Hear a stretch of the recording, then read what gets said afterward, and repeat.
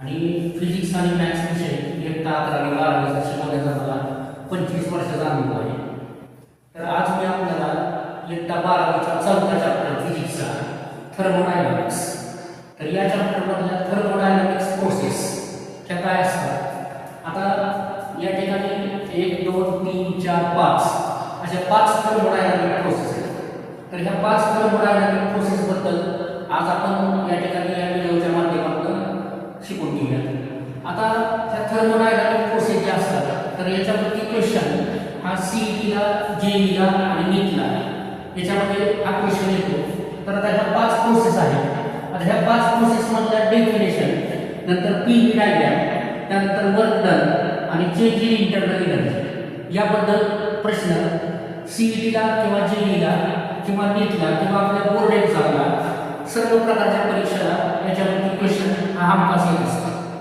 पण आपले विद्यार्थी काय करतात, प्रत्येक प्रोसेस ही एक पाठ करतात आणि पाठ करून ज्या प्रोसेसवरती क्वेश्चन आलाय तो न लिहिता दुसऱ्याच प्रोसेसचा आन्सर लिहितात. म्हणजे या ठिकाणी कन्फ्युजन होतं, जमली होतं.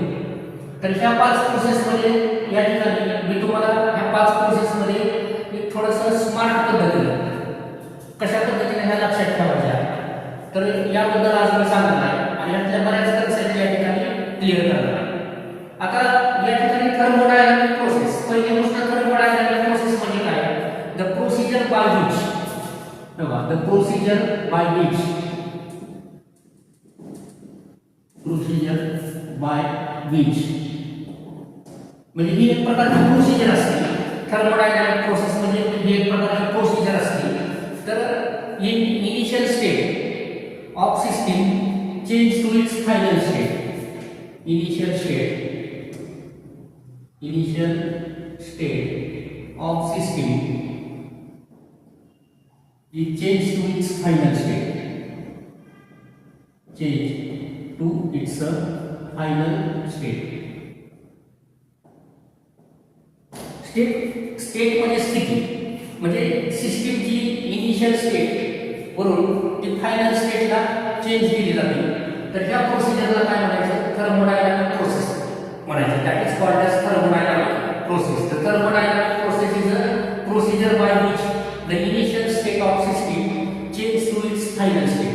म्हणजे सुरुवातीची स्थितीमधनं ती फायनल स्टेटला चेंज होते. मग यामध्ये प्रेशर चेंज होत असतं, व्हॉल्यूम चेंज होत असतं, टेम्परेचर चेंज होत असतं, किंवा मग यामध्ये सिस्टीम जी असते तर ती एन्व्हायरमेंटकडनं किंवा सराउंडिंग्सकडनं एनर्जी रिसीव्ह करत असते, हीट रिसीव्ह करत असते किंवा हीट ॲब्झॉर्ब करत असते. म्हणजे कुठल्याही प्रकारचं यामध्ये होऊ शकतं. आता थर्मोडायनामिक प्रोसेसमध्ये या ठिकाणी सर्वात पहिल्यांदा या ठिकाणी रिव्हर्सिबल प्रोसेस आणि इरिव्हर्सिबल प्रोसेस आहे आणि त्यानंतर मग ह्या पुढच्या 5 प्रोसेस आहेत. आता रिव्हर्सिबल प्रोसेस म्हणजे काय, तर बोथ द सिस्टीम आणि सराउंडिंग आर रिटर्न किंवा restore to its original state. त्याला रिव्हर्सिबल प्रोसेस म्हणतात. म्हणजे सिस्टीम आणि सराउंडिंग दोन्ही पण या ठिकाणी प्रोसेस झाल्यानंतर परत त्याच्या ओरिजिनल स्टेटमध्ये काय होतात, रिटर्न होतात, रिस्टोअर होतात. तर या प्रोसेसला रिव्हर्सिबल प्रोसेस म्हणायचं. पण ही जी रिव्हर्सिबल प्रोसेस आहे तर ही अस्तित्वामध्ये नसते. म्हणजे ही एक प्रकारची आयडियल प्रोसेस आहे. It does not exist in nature. तर या ठिकाणी कुठली अशा प्रकारची रिव्हर्सिबल प्रोसेस अस्तित्वामध्ये नाही, या डेफिनेशन मध्ये सांगितले त्याप्रमाणे. म्हणजे ही एक प्रकारची आयडियल प्रोसेस आहे. आता यानंतर पुढे इरिव्हर्सिबल प्रोसेस. आता इरिव्हर्सिबल प्रोसेस म्हणजे काय, तर जी प्रोसेस या ठिकाणी सिस्टीम आणि सराउंडिंग दोन्ही पण या ठिकाणी ओरिजिनल स्टेटमध्ये रिस्टोअर होत नाही. म्हणजे does not restore their original state. System and surrounding both does not restore their original state is called as irreversible procedure. म्हणजे जी प्रोसिजर रिव्हर्सिबल नाही तर ती आहे इरिव्हर्सिबल प्रोसेस. म्हणजे आता सर्वच प्रोसेस या ठिकाणी इरिव्हर्सिबल प्रोसेस असतात.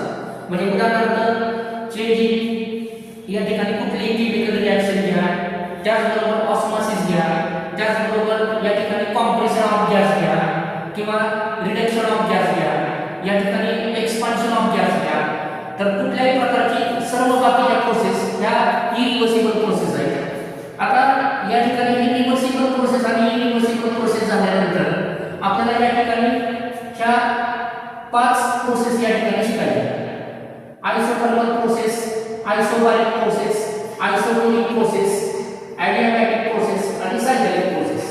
तर या ठिकाणी हा चॅप्टर जो आहे थर्मोडायनामिक्स, तर हा थेरॉटिकल चॅप्टर आहे आणि याच्यामध्ये ह्या प्रोसेस वरती क्वेश्चन हा सीईटी, जेईला आणि नीटला कॉम्पिटिटिव्ह एक्झामला सर्व प्रकारच्या एक्झामला हा क्वेश्चन या ठिकाणी येतो. शिवाय बोर्ड एक्झामला पण क्वेश्चन येतो आणि ह्या प्रोसेसमध्ये क्वेश्चन आल्यानंतर विद्यार्थी काय करतात ते कन्फ्युजन करतात. म्हणजे एका क्वेश्चनचा आन्सर विचारला की दुसऱ्या प्रोसेसचं लिहिलं जातं.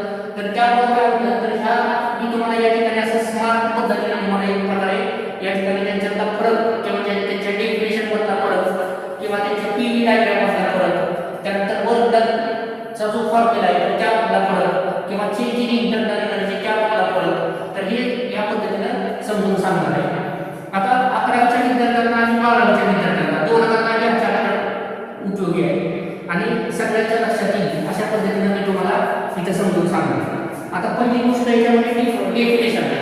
आता आयसोथर्मल प्रोसेस आहे. आता आयसोथर्मल प्रोसेसची जी डेफिनेशन आहे तर त्याच्या नावातच या ठिकाणी दिली आयसोथर्मल. थर्मल म्हणजे टेम्परेचर. तर ही प्रोसेस होत असताना टेम्परेचर कॉन्स्टंट आहे. Temperature remains constant. या प्रोसेस मध्ये काय होतं, temperature remains constant. Temperature remains constant. that is delta T is equal to 0. म्हणजे change in temperature 0. Delta T म्हणजे चेंज इन टेम्परेचर, डेल्टा म्हणजे चेंज आणि T म्हणजे टेम्परेचर. तर टेम्परेचर या ठिकाणी चेंज होत नाही त्यावेळेस ही प्रोसेस घडते. तर या प्रोसेसला आयसोथर्मल प्रोसेस म्हणायचं. थर्मल म्हणजे टेम्परेचर. तर याच्यावरून ह्या T वरून हे लक्षात ठेवायचं, टेम्परेचर रिमेन्स कॉन्स्टंट म्हणून त्याला आयसोथर्मल प्रोसेस म्हणायचं. त्यानंतर आयसोबारिक प्रोसेस. आता आयसोबारिक प्रोसेस जी आहे तर या ठिकाणी आयसोबारिक प्रोसेस मध्ये pressure remains constant. Pressure remains constant. तर प्रेशर या ठिकाणी कॉन्स्टंट राहतं. That is delta P is equal to 0. म्हणजे चेंज इन प्रेशर या ठिकाणी काय असते, 0 असते. तर या प्रोसेसला काय म्हणायचं, आयसोबारिक प्रोसेस. तर ह्याच्यामध्ये पण नावाचं आहे बघा, बार म्हणजे प्रेशर. तर ही प्रेशरचं युनिट आहे बार. म्हणून याच्यावरून लक्षात ठेवायचं की या ठिकाणी प्रेशर रिमेन्स कॉन्स्टंट. प्रेशर या ठिकाणी या प्रोसेसमध्ये कॉन्स्टंट राहत असतं. तर या प्रोसेसला आयसोबारिक प्रोसेस असं म्हटलं जातं. म्हणजे वाहून चेंज होईल, तुमचं टेम्परेचर चेंज होईल या ठिकाणी, पण प्रेशर या ठिकाणी काय राहणार, कॉन्स्टंट राहणार. तर या प्रोसेसला आयसोबारिक प्रोसेस असं म्हटलं जातं. This process is called as isobaric process. आता त्यानंतर आयसोटोनिक प्रोसेस. आता आयसोटोनिक प्रोसेस या ठिकाणी आयसोटोनिक प्रोसेस म्हणजे वाहून कॉन्स्टंट राहतं. सिस्टीमचं वाहून कसं राहतं, कॉन्स्टंट राहतं. तर या प्रोसेसला आयसोटोनिक प्रोसेस म्हणायचं. वाहून रिमेन्स कॉन्स्टंट.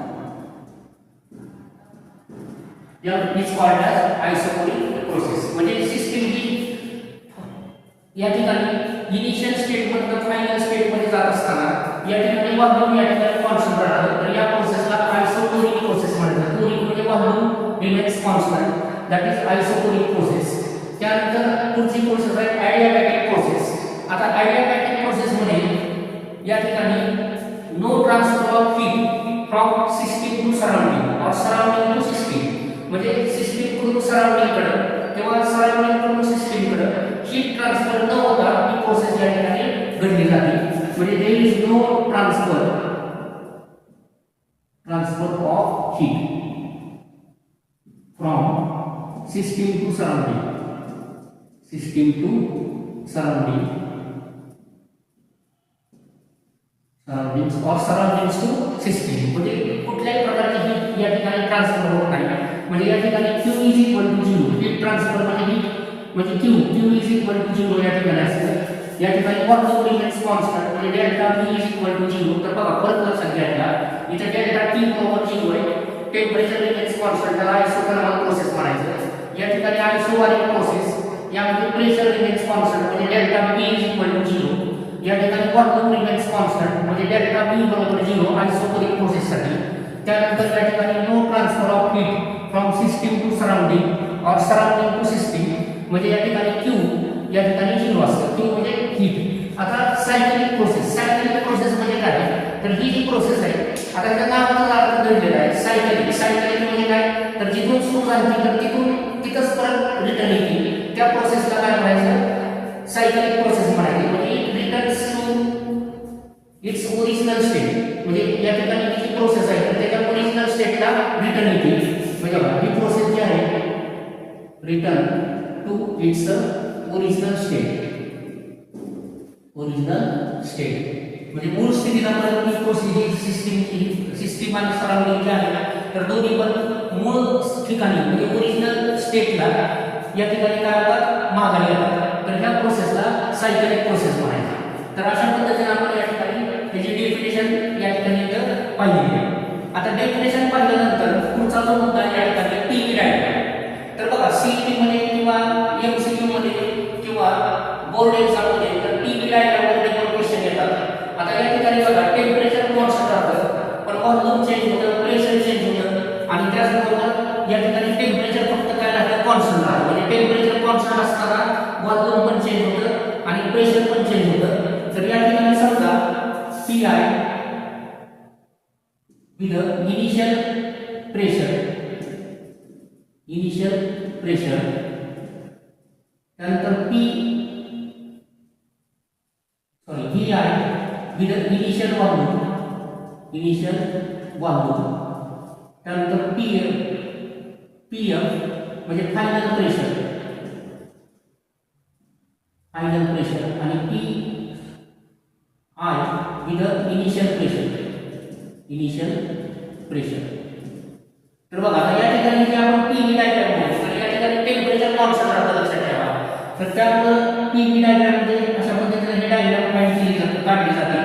तर हा व्हॉल्यूम ऍक्सिस असतो आणि हा प्रेशर ऍक्सिस असतो. म्हणजे एक्स ऍक्सिसला व्हॉल्यूम ऍक्सिस घ्यायचा आणि वाय ऍक्सिसला प्रेशर ऍक्सिस घ्यायचा आणि हा ओरिजिन. आता या ठिकाणी पीआय आणि व्हीआय हे इनिशियल प्रेशर आहे आणि इनिशियल व्हॉल्यूम आहे. आता या ठिकाणी बघा या ठिकाणी व्हॉल्यूम व्ही आहे तर प्रेशर या ठिकाणी पी आय असणार.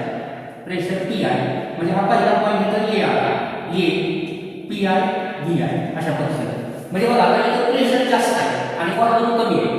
काय ज्यावेळेस व्हॉल्यूम कमी असतं त्यावेळेस प्रेशर जास्त असतं. तर प्रेशर हे व्हॉल्यूमच्या इन्व्हर्सली प्रोपोर्शनल मध्ये असतं बॉइल्स लॉ प्रमाणे. आता आतापर्यंत आपल्याला बॉइल्स लॉ झालेला आहे तर त्या बॉइल्स लॉ प्रमाणे pressure is inversely proportional to volume at constant temperature. तर हा बॉइल्स लॉ त्याप्रमाणे या ठिकाणी व्हॉल्यूम आपण इथं एक्स ऍक्सिसच्या जवळ घेतलेला आहे, व्हॉल्यूम ऍक्सिसच्या जवळ घेतलेलं आहे आणि प्रेशर या ठिकाणी सुरुवातीला पी आय जे आहे तर ते लांब घेतलेलं आहे. म्हणजे प्रेशर जास्त आहे, व्हॉल्यूम कमी आहे. त्यानंतर या सिस्टीम मध्ये हे बघा फायनल प्रेशर जे आहे तर ते पीएफ आहे आणि फायनल व्हॉल्यूम जे आहे फायनल प्रेशर पीएफ आहे आणि फायनल व्हॉल्यूम जे आहे तर ते व्हीएफ आहे. व्हीएफ म्हणजे फायनल व्हॉल्यूम. तर बघा आता या ठिकाणी व्हॉल्यूम वाढत चालणार आहे व्हीएफ आणि प्रेशर कमी होत चालणार आहे तर पीएफ. म्हणजे हा जो पॉईंट आहे तर हा फायनल पॉईंट झाला पीएफ व्हीएफ आणि ही सिस्टीम अशा पद्धतीने चेंज होणार आहे. तर ह्या सिस्टीमला म्हणजे ही जी डायग्राम आपण काढली तर ही TV diagram of isothermal process. म्हणजे या ठिकाणी आयसोथर्मल प्रोसेसची या ठिकाणी टीव्ही डायग्राम. आता यामध्ये आयसोबारिक प्रोसेस आहे. आता आयसोबारिक प्रोसेस मध्ये या ठिकाणी प्रेशर कॉन्स्टंट राहतं, प्रेशर रिमेन्स कॉन्स्टंट. तर ही टीव्ही डायग्राम या ठिकाणी असते. आता हा व्हॉल्यूम ऍक्सिस आहे आणि हा प्रेशर ऍक्सिस आहे आणि हा ओरिजिन. तर या ठिकाणी प्रेशर कॉन्स्टंट राहतं. म्हणजे इनिशियल प्रेशर जे आहे हे पहा, इनिशियल प्रेशर पी आय जे आहे सुरुवातीला तेच फायनल प्रेशर राहतं. कारण इथं प्रेशर मात्र कॉन्स्टंट राहतं, प्रेशर चेंज होत नाही. म्हणून पी आय आणि इनिशियल व्हॉल्यूम व्ही आय. म्हणून हा पहिला पॉईंट या ठिकाणी असेल इनिशियल स्टेटचा P I V I.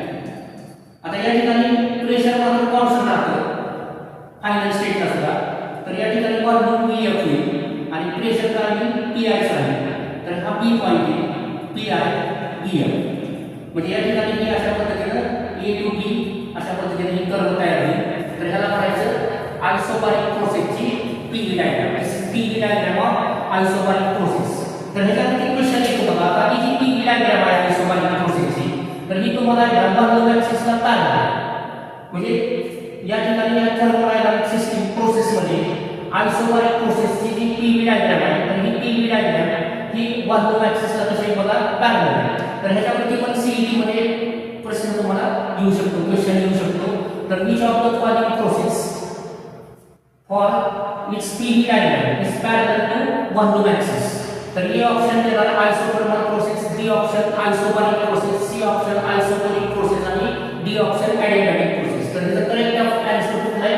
आयसोबारिक process. तर आयसोबारिक प्रोसेस मध्ये त्याची पीव्ही डायग्राम जी आहे तर ती वाल्व ऍक्सिसला पॅरलल असते. तर ही झाली पीव्ही डायग्राम आयसोबारिक प्रोसेसची. त्यानंतर या ठिकाणी आयसोकोरिक प्रोसेस. आता आयसोकोरिक प्रोसेस मध्ये काय आहे तर वाल्व कॉन्स्टंट आहे. आता वाल्व कॉन्स्टंट म्हणजे चेंज इन वाल्व झिरो आहे. तर त्यामुळे या ठिकाणी बघा हा वाल्व ऍक्सिस आणि हा प्रेशर ऍक्सिस आणि हा ओरिजिन. आता इथे वाल्व कॉन्स्टंट आहे म्हणजे इनिशियल वाल्व पी आहे.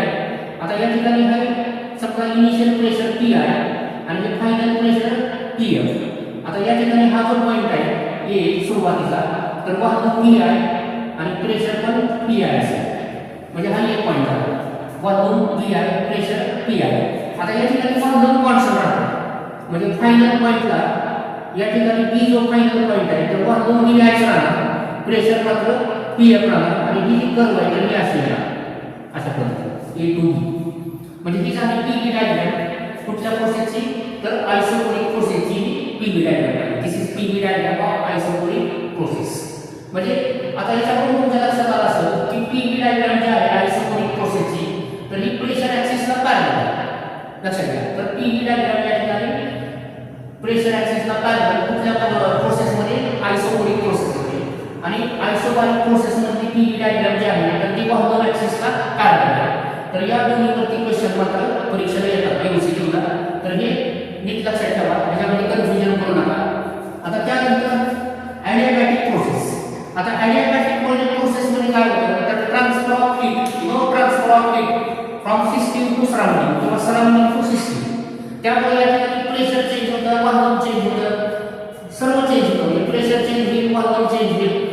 त्यामुळे ही जी पीव्ही डायग्राम आहे तर ती सेम या ठिकाणी आयसोबारिक प्रोसेस सारखी येणार आहे. हा वाल्व ऍक्सिस, हा प्रेशर ऍक्सिस आणि हा ओरिजिन. आता या ठिकाणी initial valve, initial pressure P आहे, इनिशियल वाल्व पी आहे.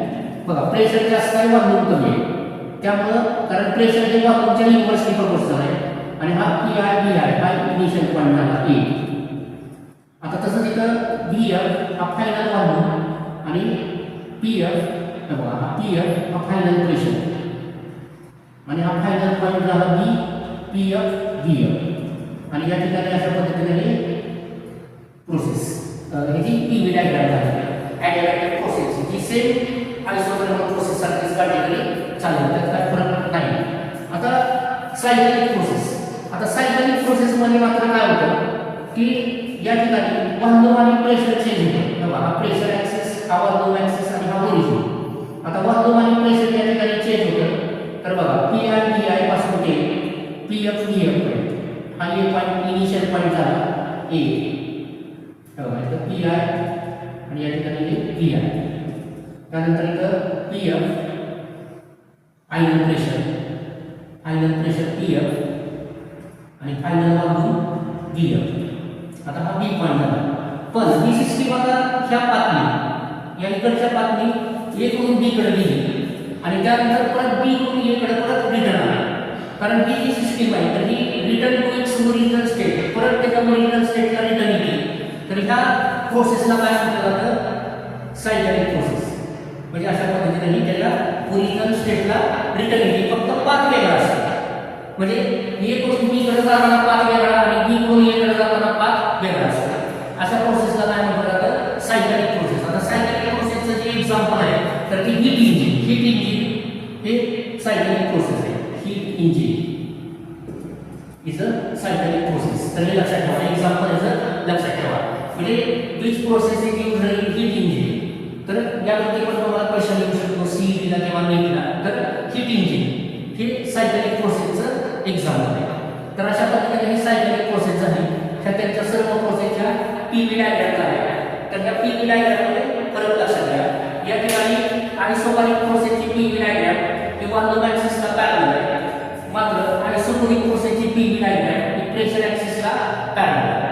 तर हे काही मुद्दे यामध्ये लक्षात घ्या.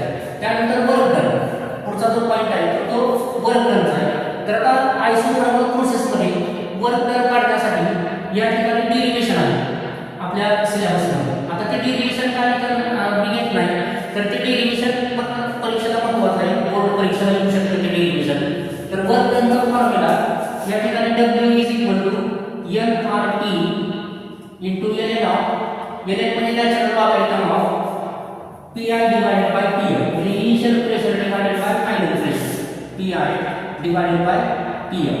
अशा पद्धतीने आहे वर्क डनचा फॉर्म्युला, म्हणजे डेरिव्हेशन आहे nRT into ln natural logarithm of PI divided by PM. किंवा दुसरा फॉर्म आहे त्याचा, आता nRT म्हणजे PI DI into ln of PI divided by PM. तर हा एक दुसरा फॉर्म आहे PI DI into ln of PI divided by PM. किंवा याचा अजून एक फॉर्म्युला आहे, तर work done W is equals to PI DI into ln of, आता PI डिवाइडेड बाय PM च्या ऐवजी VF डिवाइडेड बाय VI. तर असं म्हणजे तीन वेगवेगळे फॉर्म आहेत. तर याच्यावरती प्रॉब्लेम पण परीक्षेला येऊ शकतात आणि त्याचबरोबर त्याचं डेरिव्हेशन पण परीक्षेला येऊ शकतं. तर ते डेरिव्हेशन कधी तुम्हाला शिकली नंतर. आता ते वर्क डनचा फॉर्म्युला झाला कुठल्या प्रोसेसचा, आयसोथर्मल प्रोसेसचा या ठिकाणी वर्क डन झाला, म्हणजे टेम्परेचर या ठिकाणी कॉन्स्टंट राहतं, ते आयसोथर्मल प्रोसेस. आता आयसोबारिक प्रोसेसमध्ये या ठिकाणी वर्क डन जे आहे तर W is equal to N into R into TF minus TI. या ठिकाणी अशा पद्धतीने वर्क डन होत असतं N into R into TF minus TI, final temperature minus initial temperature. म्हणजे N म्हणजे नंबर ऑफ मोल्स आहे, R म्हणजे युनिव्हर्सल गॅस कॉन्स्टंट आहे, TF म्हणजे फायनल टेम्परेचर आहे आणि TI म्हणजे इनिशियल टेम्परेचर आहे. तर त्याचं पण डेरिव्हेशन आहे पुस्तकामध्ये 2 मार्काला किंवा 3 मार्काला डेरिव्हेशन येतं. तर हे डेरिव्हेशन पण आहे. तर त्या डेरिव्हेशनमध्ये हे वर्क डन आहे N into R into TF minus TI, म्हणजे this is the work done of isobaric process. तर ही आयसोबारिक प्रोसेसची वर्क डनचा फॉर्म्युला झाला. आता त्यानंतर आयसोटोनिक प्रोसेस. आता बघा आयसोटोनिक प्रोसेसमध्ये या ठिकाणी व्हॉल्यूम कॉन्स्टंट राहतं, म्हणजे व्हॉल्यूम चेंज होत नाही. म्हणजे आपण जर समजा या ठिकाणी गॅस कॉम्प्रेस केला किंवा या ठिकाणी गॅसला आपण हीट दिली, तर या ठिकाणी पिस्टन हा लॉक असतो आणि पिस्टन लॉक असल्यामुळे या ठिकाणी व्हॉल्यूम चेंज होतो आणि व्हॉल्यूम चेंज झाल्यामुळे या ठिकाणी वर्क डन पण या ठिकाणी काय होणार आहे, 0 असणार आहे.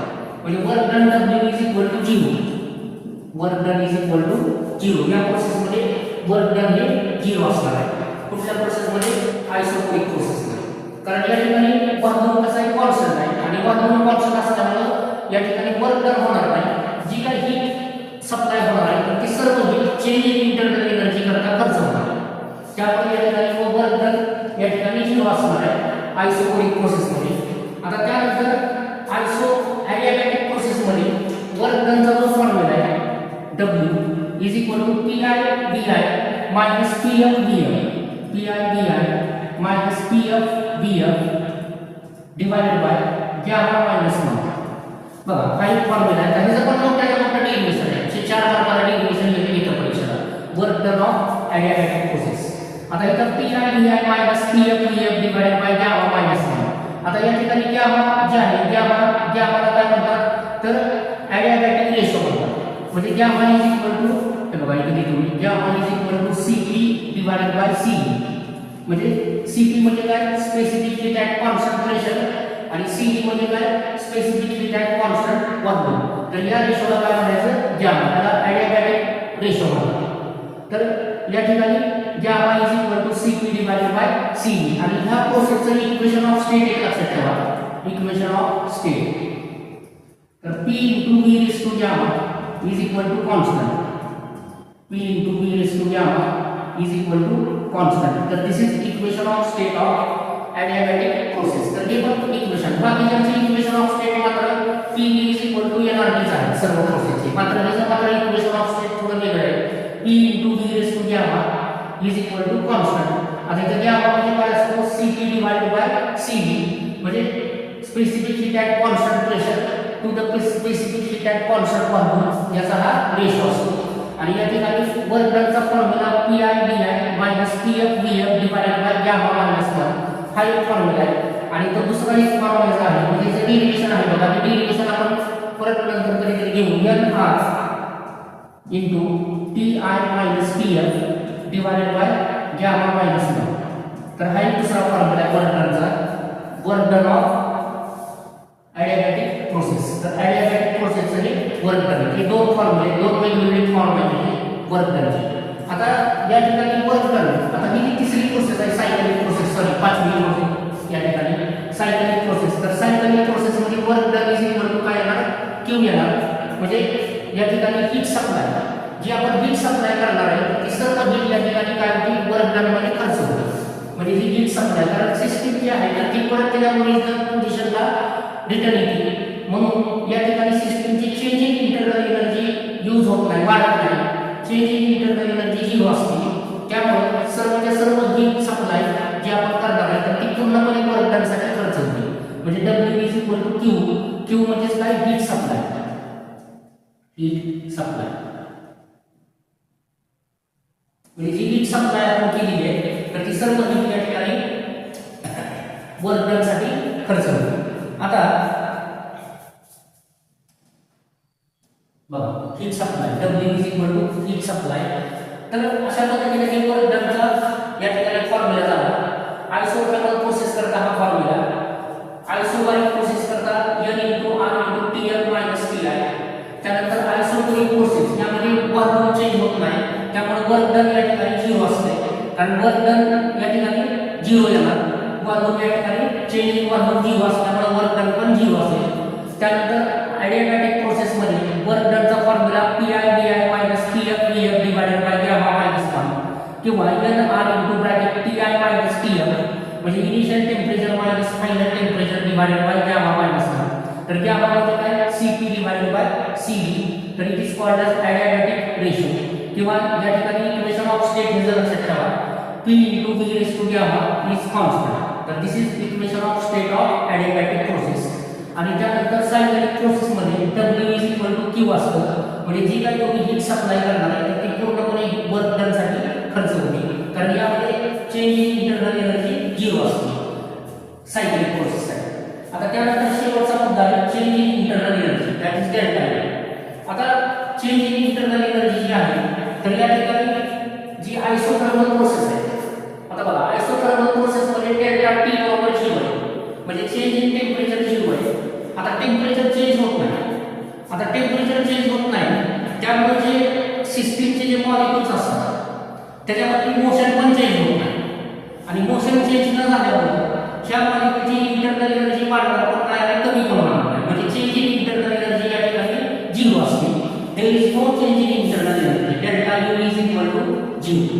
तर या ठिकाणी बघा आयसोथर्मल प्रोसेस मध्ये चेंज इन टेम्परेचर झिरो असल्यामुळे या ठिकाणी delta U change in internal energy obviously zero असणार आहे. म्हणजे डेल्टा U बरोबर 0, चेंज इन इंटरनल एनर्जी या ठिकाणी झिरो असणार आहे. त्यानंतर आयसोबारिक प्रोसेस मध्ये या ठिकाणी change in internal energy delta U is equal to N into CB into TF minus TI, change in temperature N into CB into TF minus TI. तर हा त्याचा फॉर्म्युला आहे, त्याचं डेरिव्हेशन आहे. तर वर्क डन करून चेंज इन इंटरनल एनर्जी आपण या ठिकाणी काढलेली आहे. तर त्याचं डेरिव्हेशन आहे. तर या ठिकाणी हा फॉर्म्युला लक्षात ठेवा. N म्हणजे नंबर ऑफ मोल्स आहे, CB म्हणजे specific heat and constant volume आहे. त्यानंतर TF म्हणजे फायनल टेम्परेचर आहे, मायनस TI म्हणजे इनिशियल टेम्परेचर आहे. तर हा चेंज इन इंटरनल एनर्जीचा फॉर्म्युला हा आयसोबारिक प्रोसेस करता आहे. त्यानंतर आयसोटोनिक प्रोसेस मध्ये या ठिकाणी चेंज इन इंटरनल एनर्जीचा सेम फॉर्म्युला आहे. N इंटू CB च्या ऐवजी या ठिकाणी CP येणार आणि इंटू TF मायनस TI. तर ह्याचं पण डेरिव्हेशन आहे आपल्या ह्याच्यामध्ये. तर ते कोण परीक्षेला पण येऊ शकतं. तर या ठिकाणी CP करता हा फॉर्म्युला लक्षात ठेवा. ह्याच्यावरती एक्झाम्पल पण आहे, प्रॉब्लेम पण आपल्याला सॉल्व्ह करायचा. तर इथे N म्हणजे नंबर ऑफ मोल्स, CP म्हणजे काय, स्पेसिफिक हीट अँड कॉन्सन्ट्रेशन. त्यानंतर इथे TF minus TI final temperature minus initial temperature. तर ही चेंज इन इंटरनल एनर्जीचा फॉर्म्युला या ठिकाणी झाला. Change in internal energy for isochoric process. तर इथं ह्या दोन प्रोसेसमध्ये बघा change in internal energy formula same आहे, फक्त यामध्ये सीई घेतलेला आहे specific heat and constant volume, आणि या ठिकाणी सीपी घेतलेला आहे specific heat and constant pressure. तर त्याला या ठिकाणी isochoric process change in internal energy. त्यानंतर या ठिकाणी ॲडियाबॅटिक प्रोसेस. ॲडियाबॅटिक प्रोसेसमध्ये चेंज इन इंटरनल एनर्जी म्हणजे delta U is equal to minus W. तर या ठिकाणी बघा delta U is equal to काय येणार मायनस डब्ल्यू येणार. आता हे कसे येणार मायनस डब्ल्यू, कारण या ठिकाणी हीट सिस्टीमला किंवा सराउंडिंग करणाऱ्या सिस्टीमकडे हीट सप्लाय होत नसते. त्यामुळं या ठिकाणी काय होतं क्यू बरोबर 0 असतं. आणि फर्स्ट लॉ ऑफ थर्मोडायनामिक्स प्रमाणे बघा जी हीट सप्लाय केली आहे तर ती डेल्टा यू प्लस डब्ल्यू या दोन कामासाठी खर्च होते. पण या ठिकाणी क्यू बरोबर 0 असल्यामुळे बघा डेल्टा यू प्लस डब्ल्यू, मग आता बघा डब्ल्यू इकडे शिफ्ट करा राईट साईडला किंवा लेफ्ट साईडला, तर डेल्टा यू बरोबर आपल्याला काय मिळेल मायनस डब्ल्यू मिळेल फर्स्ट लॉ ऑफ थर्मोडायनामिक्स. म्हणजे या ठिकाणी जे वर्क डन या ठिकाणी होत असतं तर ते वर्क डन हे कशासाठी खर्च होतं तर चेंज इन इंटरनल एनर्जीसाठी खर्च होतं या ठिकाणी. म्हणजे डब्ल्यू मायनस डब्ल्यू म्हणजे वर्क तुम्ही जे केलेलं आहे सिस्टीम मध्ये, तर हे जे वर्क डन आहे तर हे वर्क डन या ठिकाणी चेंज इन इंटरनल एनर्जी करता खर्च होतं. आता त्यानंतर पुढची जी सिस्टीम आहे सायकलिक प्रोसेस. सायकलिक प्रोसेस ह्या ॲडियाबॅटिक प्रोसेसचं वर्क डन झालं. त्यानंतर सायकलिक प्रोसेसचं वर्क डन. सायकलिक प्रोसेसमध्ये काय होतं ही जी सिस्टीम आहे तर ती परत त्याच्या ओरिजिनल स्टेटमध्ये रिटर्न येते. म्हणजे जिथून स्टार्ट झाली तिथंच परत रिटर्न येते इनिशियल स्टेटमध्ये सायकलिक प्रोसेसमध्ये. त्यामुळे या ठिकाणी चेंज इन इंटरनल एनर्जी काय असणार आहे 0 असणार आहे. म्हणजे इथे डेल्टा यू बरोबर काय असणार आहे 0 असणार आहे या प्रोसेसमध्ये. तर बघा आता या ठिकाणी चेंज इन इंटरनल एनर्जी जी आहे तर ती आयसोथर्मल प्रोसेस करता 0 आहे आणि सायकलिक प्रोसेस करता पण 0 आहे. आणि हे बाकी जी प्रोसेस आहे आयसोबारिक प्रोसेस त्या ठिकाणी चेंज इन इंटरनल एनर्जीचा फॉर्म्युला आहे N * Cv * Tf - Ti. Isochoric process करता पण सेम फॉर्म्युला आहे N * Cf च्या Cv च्या ऐवजी Cp आहे Tf - Ti. आता इथं specific heat and constant volume आहे आणि इथं specific heat and constant pressure. त्यानंतर इथं ॲडियाबॅटिक प्रोसेसमध्ये delta U is equal to minus W आलेला आहे म्हणजे वर्क डन. आता हे फर्स्ट लॉ ऑफ थर्मोडायनामिक्स वरून आपण या ठिकाणी फाइंड केलेलं आहे. आणि सायकलिक प्रोसेसमध्ये delta U is equal to 0 असणार आहे म्हणजे चेंज इन इंटरनल एनर्जी 0 असणार आहे. तर अशा पद्धतीने आपण जे थर्मोडायनामिक प्रोसेस जी आहे त्या थर्मोडायनामिक प्रोसेस म्हणजे मेन प्रोसेस या ठिकाणी बघा 5 प्रोसेस आहेत isothermal process, isobaric process, isochoric process, adiabatic process, cyclic process. तर त्या 5 प्रोसेसचं या ठिकाणी definition, TP diagram, work done आणि चेंज इन इंटरनल एनर्जी या मुद्द्यावरून या ठिकाणी त्यांच्यातला फरक समजावून घेतला. आता हा फरक अशा पद्धतीने तुम्ही लक्षात ठेवा आणि हा फरक किंवा हे जे मुद्दे तर ह्याचा यूज तुम्हाला सीईटी करता होणार आहे, नीट करता होणार आहे, नीटच्या एक्झाम करता जे नीटची तयारी करतात त्यांच्यासाठी होणार आहे. आणि शिवाय जीईच्या एक्झाममध्ये पण किंवा सीईटीच्या एक्झाममध्ये पण ह्याच्यामध्ये प्रश्न येतात. म्हणजे टीपी डायग्रामवरती पण येतात, ह्या डेफिनेशन्सवरती पण येतात आणि शिवाय ह्या वर्क डनवरती पण येतात आणि चेंज इन इंटरनल एनर्जीवरती पण येतात. त्यामुळे या ठिकाणी विद्यार्थ्यांचं खूप कन्फ्युजन होतं. ह्या 4 प्रोसेस ह्या 5 प्रोसेसमध्ये कुठलाही या ठिकाणी जर नीट स्टडी केला नाही डीपमध्ये तर कशाला या ठिकाणी समजत नाही. तर यामध्ये कन्फ्युजन खूप होतं. म्हणून मी तुम्हाला या ठिकाणी अशा डिस्टिंग्विश म्हणजे स्मार्ट पद्धतीनं हे प्रोसेस कशा लक्षात ठेवायचा, त्याचा फरक कसा लक्षात ठेवायचा, त्याचा यूज तुम्हाला बोर्ड एक्झामला पण होईल आणि शिवाय बाकीच्या कॉम्पिटिटिव्ह एक्झाम करता पण होईल. आणि या पद्धतीने तुम्ही हे सर्वांनी अशा पद्धतीनं लक्षात ठेवा. आणि